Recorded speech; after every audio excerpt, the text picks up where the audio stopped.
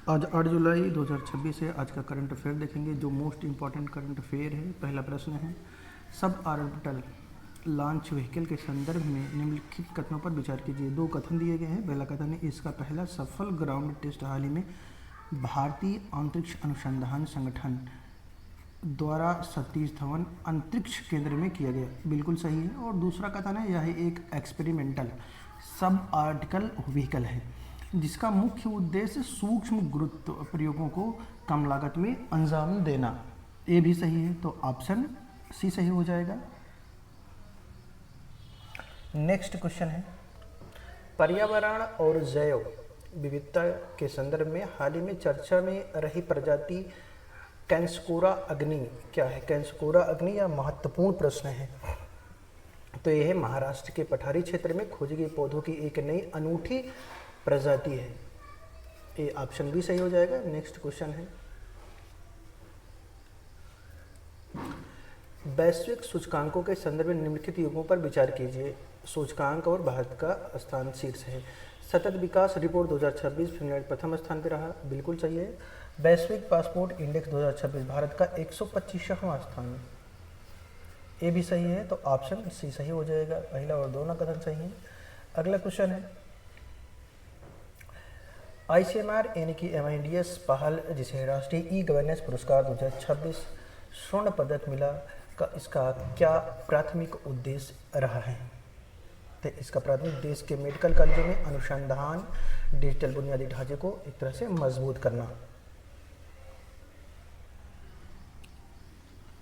अगला प्रश्न है, उपभोक्ता संरक्षण कानून नीति पर अंतर सरकारी विशेषज्ञ समूह के 9वें सत्र के संदर्भ में निम्नलिखित पर विचार करना है। इसमें दो कथन दिए गए हैं। पहला कथन है, इस अंतर्राष्ट्रीय बैठक की अध्यक्षता भारत की वरिष्ठ अधिकारी निधि खरे द्वारा की गई है। बिल्कुल सही है।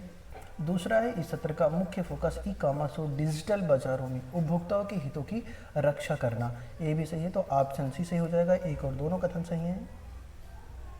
अगला क्वेश्चन देखते हैं, हाल ही में चर्चित में शार्वन लैंग्वेज मॉडल्स का मुख्य संबंध क्या है? इसका संबंध है भारतीय भाषाओं पर आधारित AI आर्टिफिशियल इंटेलिजेंस द्वारा जनरेटिव मॉडल्स जो डिजिटल को समावेशन को बढ़ावा देते हैं। ऑप्शन भी सही है। और नेक्स्ट क्वेश्चन है, दिग्गज फुटबॉल खिलाड़ी नेमार जूनियर द्वारा अंतर्राष्ट्रीय फुटबॉल से संन्यास की घोषणा के संदर्भ में इसमें कौन से कथन सत्य हैं?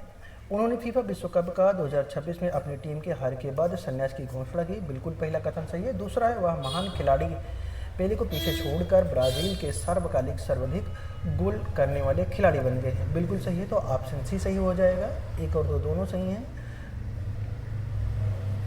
प्रश्न नंबर 8 है, वैश्विक सतत विकास रिपोर्ट 2026 के संदर्भ में निम्नलिखित कथनों पर विचार करना है।